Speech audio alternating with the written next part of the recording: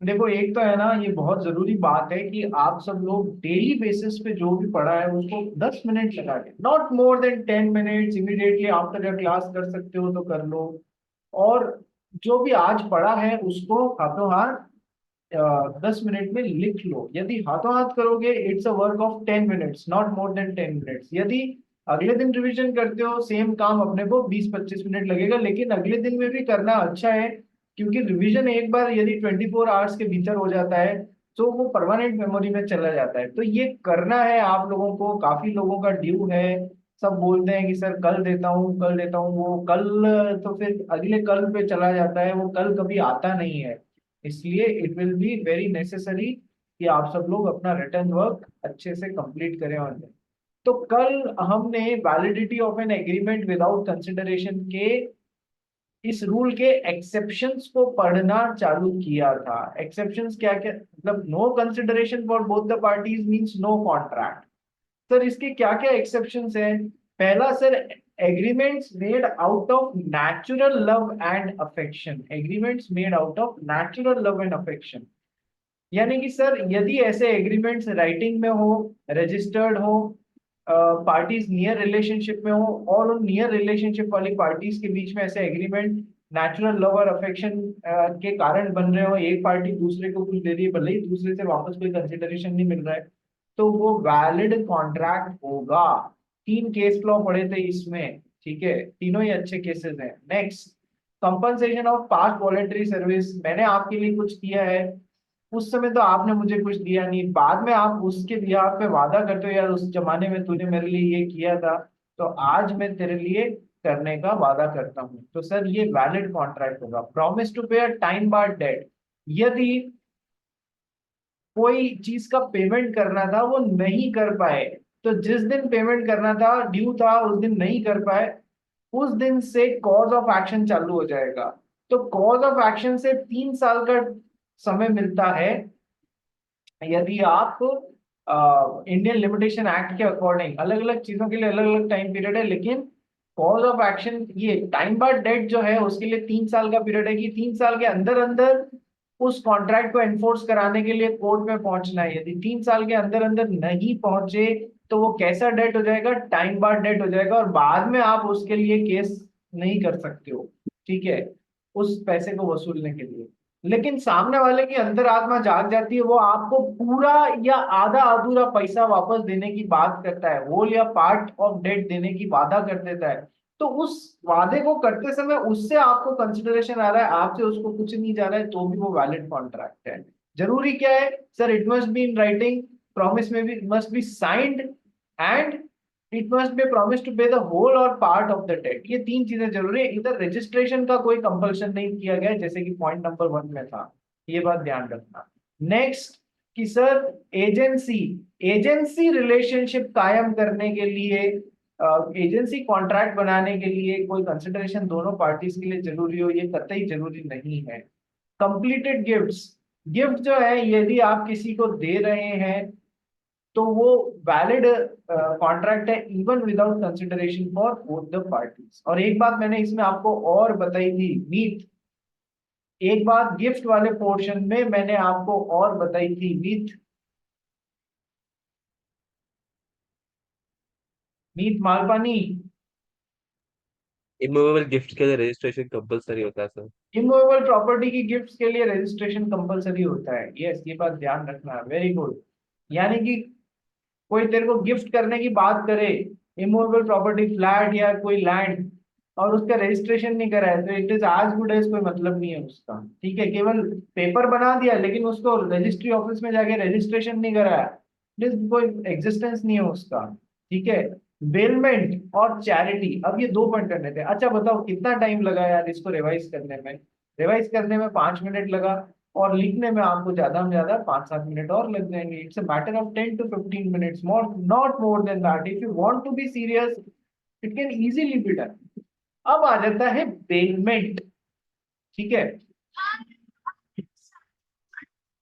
Bailment में क्या होता है कि सर समझना, स्पेशल कॉन्ट्रैक्ट होता है बेलमेंट एक।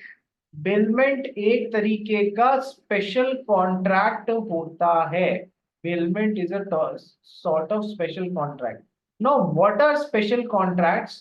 What are special contracts? Special, sir एक तो होता है जनरल प्रिंसिपल्स ऑफ कॉन्ट्रैक्ट, जो कि हो जाता है सेक्शन 1 टू सेक्शन 75, जो अभी अपन पढ़ रहे हैं। इसके बाद में आपको कुछ स्पेशल कॉन्ट्रैक्ट्स भी पढ़ने पड़ेंगे, जैसे कि contract of agency, contract of bailment and pledge, contract of bailment and pledge, agency, उसके बाद में agency, bailment, pledge, indemnity and guarantee, contract of indemnity and guarantee. ये 5 अपने को स्पेशल कॉन्ट्रैक्ट्स पढ़ने पड़ेंगे, जो कि जिनमें ये वाले रूल तो लगते ही लगते हैं, लेकिन जिनमें ये वाले रूल तो लगते ही लगते हैं, लेकिन सर इसके अलावा ये स्पेशल कॉन्ट्रैक्ट्स होते हैं। जैसे आपने कॉन्ट्रैक्ट ऑफ गारंटी सुना होगा, कॉन्ट्रैक्ट ऑफ एजेंसी तो अपन ने थोड़ा बहुत देख भी लिया, प्रिंसिपल एजेंट रिलेशनशिप, कितनी बातें करी है पार्टनरशिप में इसके लिए, ठीक है। तो अब ये एक थोड़ा सा ग्लिम्स दे रहा हूँ बेलमेंट, दो बेलमेंट क्या होता है, सबसे पहले ये समझो। देखो,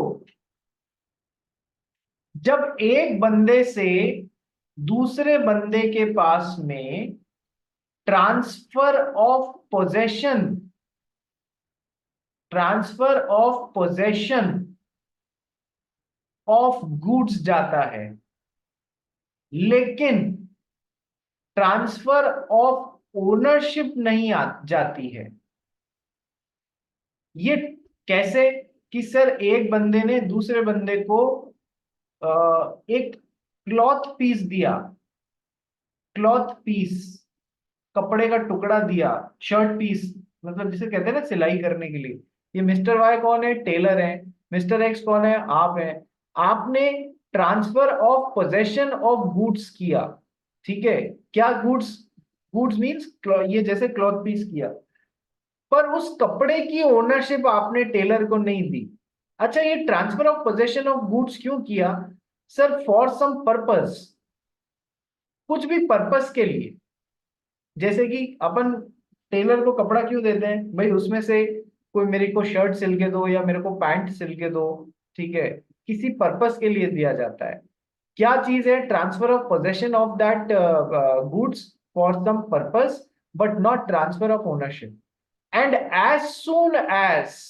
as soon as the purpose is finished, जो पर्पस था वो खत्म हो गया, the goods will be returned back, the goods will be returned back, ठीक है, गुड्स को वापस दे दिया जाएगा। जब कपड़े से शर्ट सिल दी जाएगी, तो जो भी चार्जेस है वो ले लेगा और इसको वापस, इसका कपड़ा में से जो शर्ट सिली हुई है वो शर्ट दे देगा। क्या तुम लोग को बेलमेंट समझ में आया? सर केवल कोई भी चीज होती है ना, मैंने आपको दे दी। मान लो एक दिन करण फारिया जो है वो राजस्थान घूमने के लिए आया, तो राजस्थान में मेरे शहर में ही घूमने के लिए आया, ठीक है। उसने कहा मोदी सर मेरे को है ना आपका शहर घूमना है, लेकिन मेरे को यहाँ पर कोई टैक्सी वैक्सी नहीं मिल रही। तो मैंने एक काम किया, ये ले जा मेरी कार, ठीक है, और जब तू पूरे दिन घूम ले तो मुझे लाके वापस दे देना, ठीक है सर। तो transfer of possession of car हो गया, yes sir. Possession of goods हो गया, लेकिन क्या ट्रांसफर ऑफ ओनरशिप भी कर दी मैंने इधर? नहीं सर। ओनरशिप की ट्रांसफर कर देता तो फिर तो ये सेल हो जाता ना, कि मैं इसको कार बेच रहा हूँ, यदि ओनरशिप भी देता। सेल थोड़ी है, ये तो बेलमेंट है, ठीक है। किस पर्पस के लिए दिया? कोई पर्पस के लिए कि सर जो ये अपने राजस्थान में घूमने के लिए दिया मैंने। as soon as the purpose is accomplished, जब इसका घूमना फिरना हो जाएगा, the goods will be returned back. as soon as the purpose is finished, the goods will be returned back. Bailment का मतलब समझ में आ गया तुम लोग को? क्या होता है कि सर मैं अपनी चीज देता हूँ, कोई पर्पस के लिए देता हूँ, उसकी ओनरशिप नहीं देता हूँ। जब वो काम फिनिश हो जाता है, पर्पस पूरा हो जाता है, तो वो गुड्स मुझे वापस दे दिया जाएगा। बेलमेंट समझ में आ गया सबको? बोलो यस और नो। दर्शित समझ में आ गया तेरे को? Yes sir. आज तो पूजा में नहीं बैठा है? सर नहीं सर। कौन सर बोल रहा है भाई? मुकुल हाँ भाई Mukul. Sir, bailment specific period of time के लिए रहता है ना, मतलब फिर? It all depends upon the terms and conditions of the bailment. It all depends upon the terms and conditions of the bailment की स्पेसिफिक पीरियड के लिए होगा नहीं होगा, कैसे होगा। अपन तो पर्पस रिलेटेड बात कर रहे हैं ना यार, पर्पस जिस दिन पूरा हो जाएगा उस दिन वापस हो जाएगा। यदि पर्पस है कि 5 महीने के लिए कोई चीज किराए पे दी है तो 5 महीने वो टाइम पीरियड ओरिएंटेड हो गया। It all depends upon the terms and conditions of the bailment. बात समझ में आ गई मुकुंद? Yes sir. ये यस सर। चलिए, ये तो हो गई दो बात कि सर बेलमेंट क्या होता है, पहली बात। अब दूसरी बात पे आते हैं कि सर बेलमेंट दो तरीके का होता है। एक तो होता है ग्रेशियस बेलमेंट, एक तो होता है ग्रेशियस बेलमेंट और एक होता है नॉन ग्रेशियस बेलमेंट। ये ग्रेशियस की स्पेलिंग एक बार मेरे को चेक करनी पड़ेगी। GRATUTI, GRA gracious, GRATITUOUS, gracious and non-gracious bailment.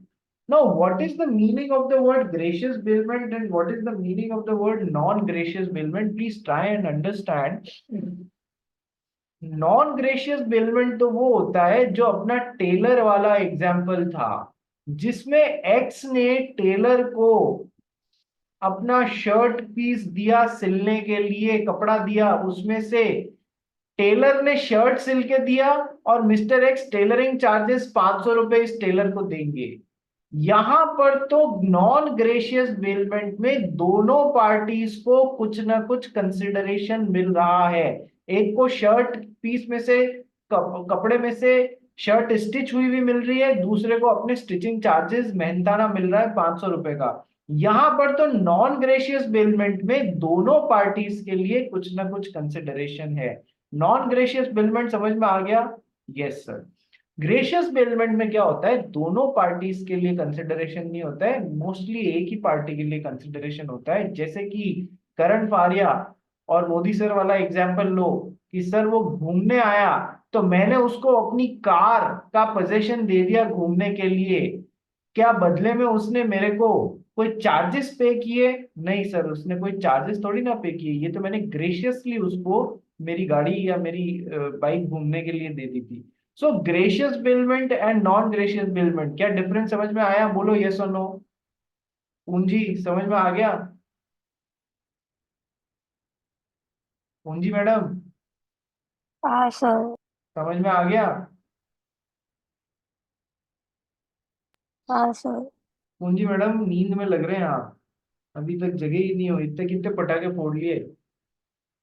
नहीं सर, मेरा गला बैठ गया है। मेरा गला बैठ गया है सर, ओ माय गॉड, तो गले को खड़ा कर लो। ठीक है, चलो आ जाओ।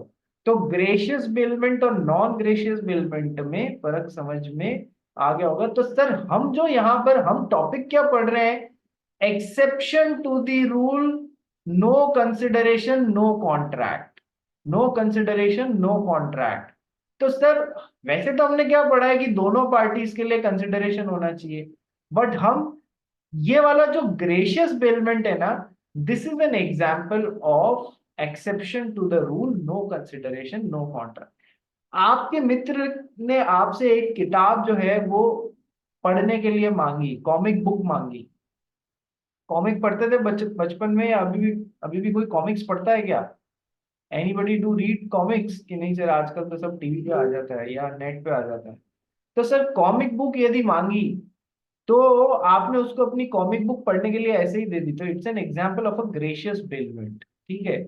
यदि दर्शित अग्रवाल की बाइक खराब हो गई है, बाइक वाले को रिपेयर करने के लिए दी है, तो बाइक वाला उसकी बाइक रिपेयर करेगा और वो उसको रिपेयरिंग चार्जेस देगा, तो ये कैसा एग्जाम्पल है सर? ये नॉन ग्रेशियस बेलमेंट का एग्जाम्पल है। दोनों पार्टीज को कुछ ना कुछ मिल रहा है।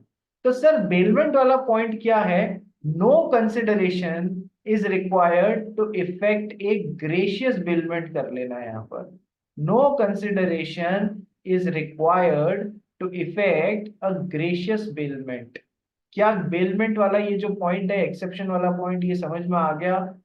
Validity of an agreement without consideration में एक्सेप्शंस पढ़ रहे हैं अपन, क्या ये समझ में आ गया? No consideration is required to effect gratuitous bailment, क्या ये पॉइंट समझ में आ गया? बोलो यस और नो, बोलो यस और नो एवरीवन। एक तो वीडियो चालू करो मुकुंद, पूंजी, दर्शित, करण मीट मीट। सर मेरा लैपटॉप से चालू नहीं हो रहा तो मैंने फोन से ही किया सर। जो नहीं कर सकता that is a separate aspect, but जो कर सकते हैं उनको करना चाहिए। उससे क्या होता है, आई कांटेक्ट होता है तो समझ में आता है कि आपको समझ में आ रहा है या नहीं आ रहा है। ठीक है, दैट इज इम्पोर्टेंट। चलिए जी आगे चलते हैं। नेक्स्ट, चैरिटी वाला पॉइंट समझते हैं। चैरिटी वाला पॉइंट समझते हैं, ये गुगली पॉइंट है। गुगली पॉइंट का मतलब ये नहीं है कि है ना गुगली बॉल डाली जा रही है। गुगली का मतलब ये इसमें थोड़ा सा कैच है। क्या कैच है, करंट वाले इसको पढ़ फिर मैं समझाता हूँ। If a person promises to contribute to charity on his faith, the promisee undertakes the liability. Then it is enforceable to the extent of the promise subscription. देखो, ये बड़ा अच्छा पॉइंट है। इस पे घुमा के क्वेश्चन पूछा जा सकता है अलग से। क्या कि सर हमारा मुकुंद है। मुकुंद कौन है, धन्ना सेठ है। धन्ना सेठ मतलब समझते हो ना, खूब पैसे वाली पार्टी है। मुकुंद सच्ची में ऐसा है क्या? अरे मुकुंद, अरे नहीं नहीं सर। अरे है तो उसमें क्या है यार, डरते थोड़ी है, बताना चाहिए हाँ सर है। ठीक है, तो मुकुंद बहुत ही धन्ना सेठ आदमी है, पैसे वाली पार्टी है। तो अब एक मंदिर बन रहा था, मतलब मंदिर का रिपेयर हो रहा था। ठीक है, टेम्पल का रिपेयर हो रहा था। तो मुकुंद ने वादा कर दिया मेरी तरफ से 50,000 रुपए आपको रिपेयर के काम के लिए चैरिटी में दिए जाएंगे। ठीक है, नंबर वन, मंदिर वाले पहुंच गए इसके पास 50,000 रुपए देने के लिए। इसने 50,000 रुपए नहीं दिए। ठीक है, मंदिर वाले बोलते हैं कि सर आपने वादा किया था। इसने कहा हाँ किया था चैरिटी में देने का, अब नहीं दे रहा हूँ, बात खत्म। सर पहले थ्योरी समझो। सर क्या होता है, यदि आपने किसी को चैरिटी में कुछ देने का वादा किया है और अभी तक सामने वाली पार्टी ने उस बेसिस पे कुछ नहीं किया है, तो आप अपने वादे से हट सकते हो। अ, आप ये कह सकते हो कि सर ये वैलिड कॉन्ट्रैक्ट नहीं है, मेरे को वापस बदले में कुछ नहीं मिल रहा है। ठीक है, लेकिन सर कैच क्या है, गुगली पॉइंट क्या है कि यदि मुकुंद के वादे के बेसिस पे मंदिर के जो ट्रस्टी लोग थे उन्होंने 50,000 रुपए का खर्चा कर दिया कि यार पैसे वहां से आ रहे हैं, इन्होंने 50,000 रुपीज की लाइबिलिटी अंडरटेक कर ली। लाइबिलिटी अंडरटेक कर ली का मतलब ठेकेदार को बुला लिया, उधार सामान मंगा लिया, पत्थर मंगा लिए, सीमेंट मंगा लिया, वो जो भी खर्चा करना था वो कर दिया कि बस आने वाले हैं। तो अब Mukund will be liable to give them this charity of ₹50,000। अब ये बाइंड हो जाएगा यदि मंदिर के ट्रस्टीज जिसको इसने वादा किया था उन्होंने इसके वादे के बेसिस पे 50,000 रुपए की या जितने भी रुपए की दिस लिमिट के अंदर अंदर जितने भी रुपए की लाइबिलिटी अंडरटेक करी है और इसके वादे के बेसिस पे करी है, तो now Mukund is bound to give them ₹50,000।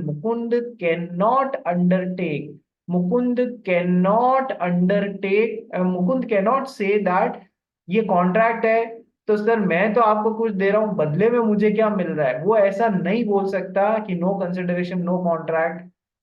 Second situation में नहीं बोल सकता। फर्स्ट सिचुएशन में चैरिटी करने का वादा किया, इन्होंने कोई लाइबिलिटी अंडरटेक नहीं करी है, तो ये तो ऐसे देने से मना कर सकता है। दोनों किससे समझ में आए, देखो क्या बोला रहा है। If a person promises to contribute to charity and on his faith the promisee, मंदिर वाले अंडरटेक्स द लाइबिलिटी, 50,000 रुपए का काम करा लेते हैं, then it is enforceable to the extent of promised subscription. तब मैक्सिमम 50,000 रुपए तक के लिए ये लायबल होगा। हाँ उन्होंने कोई खर्चा नहीं किया है, केवल पैसे मांग रहे हैं, तो मुकुंद मना कर सकता है। ठीक है, चलिए बात समझ में आ गया ये पॉइंट। यस सर, चलिए पढ़ते हैं दो केसेस, अब्दुल अजीज वर्सेस मजूम अली और केदारनाथ वर्सेस गौरी मोहम्मद वाला केस पढ़ते हैं। पढ़ भाई, Abdul Aziz versus Masum Ali. A person verbally promised the secretary of the mosque committee to subscribe 500 for rebuilding of a mosque. Later, he declined to pay the said amount, held there was no consideration, and hence agreement was void.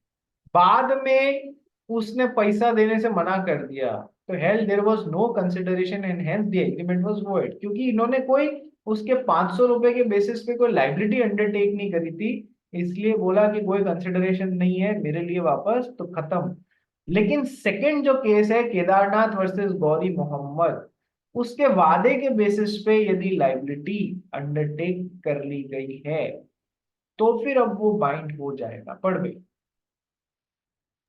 The defendant had agreed to subscribe 100 rupees towards construction of a town hall at Howrah on faith of the promise. The secretary called for plans and entrusted work to contractors and undertook liability to pay them. Held agreement was enforceable, being one supported by consideration in the form of a detriment to the secretary who had undertaken a liability to the contractors on the faith of the promise made by the defendant. कहने का मतलब ये है कि sir x ने यदि हावड़ा, हावड़ा कहाँ है, कलकत्ता में एक जगह ना, हावड़ा ब्रिज सुना होगा आपने, यस सर। तो वो उधर towards construction of a town hall eight Howrah, Howrah वाली जगह पे एक टाउन हॉल बनाने के लिए 100 रुपए पहले के जमाने में बहुत होते थे, वो देने का वादा किया, ठीक है। उसके प्रॉमिस के बेसिस पे सेक्रेटरी ने प्लान्स वैन्स बनवाए और कॉन्ट्रैक्टर्स को काम सौंप दिया और undertook liability to pay them. अब सेक्रेटरी उनको पे करेगा, ये जो भी टाउन हॉल कमेटी का सेक्रेटरी है ना, वो पे करने की लाइबिलिटी ले लिया इस 100 रुपए के बेसिस पे। हेल्ड एग्रीमेंट वाज एनफोर्सेबल, यानी कि इसकी चैरिटी की लाइबिलिटी, चैरिटी के वादे के बेसिस पे यदि इन्होंने हाँ भर दिया, यदि इन्होंने लाइबिलिटी अंडरटेक कर ली, तो now he will be bound to pay them. अब देखो इधर क्या कंसिडरेशन आ रहा है कि सर इधर से इधर वादा किया गया, उसके बदले में इस आदमी ने लाइबिलिटी ले ली है खुद के ऊपर 100 रुपए की, ये इसके लिए वैलिड कंसिडरेशन हो जाएगा, ठीक है। ऐसा कह रहे हैं, one supported by consideration in the form of detriment to the secretary who had undertaken a liability to the contractors on the faith of the promise made by the defendant, ठीक है। या रैदर इसको आप ऐसे बोलो, no consideration no contract का exception. कैसे attempt करना है, एग्जाम में इस पे प्रैक्टिकल क्वेश्चन आ सकता है। तो यदि कोई खर्चा नहीं किया वादे के बेसिस पे, चैरिटी के वादे के बेसिस पे कोई खर्चा नहीं किया, तो नो कंसिडरेशन नो कॉन्ट्रैक्ट। खर्चा कर लिया उसके बेसिस पे, वादे के बेसिस पे, चैरिटी के वादे के बेसिस पे, तो फिर सर अब तो पूरा करना पड़ेगा। समझ में आ गया ये पॉइंट बेलमेंट और चैरिटी वाला? यस और नो? Yes sir. चलिए आइए आगे बढ़ते हैं। ये क्वेश्चंस एक दो इधर के और फिर क्वेश्चन बैंक के क्वेश्चंस करते हैं। पढ़ भाई पहला question. X transferred his house to his daughter M by way of gift. The gift deed executed by X contained a direction that M shall pay a sum of 5,000 rupees per month to N, the sister of the executant. Consequently, M executed an instrument in favor of N, agreeing to pay the said sum. Afterwards, M refused to pay the sum to N, saying that she is not liable to N because no consideration had moved from her. Decide with reasons whether M is liable to pay the said sum to N. Decide with reasons whether M is liable to pay the said sum to N। अरे कौन सी situation का question है और कौन सा case law लग रहा है इसमें, कौन बताएगा? कौन सी सिचुएशन वाला क्वेश्चन है, बताओ।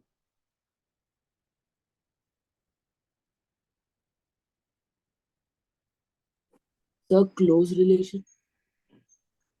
क्लोज रिलेशन,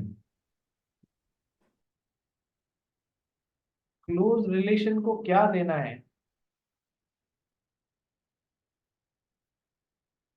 अरे सेम क्वेश्चन कराया हुआ है, केस लॉ कराया हुआ है, दिमाग चलाओ रे। दिमाग दीपावली के पटाखों में उड़ा के आ गए हो क्या?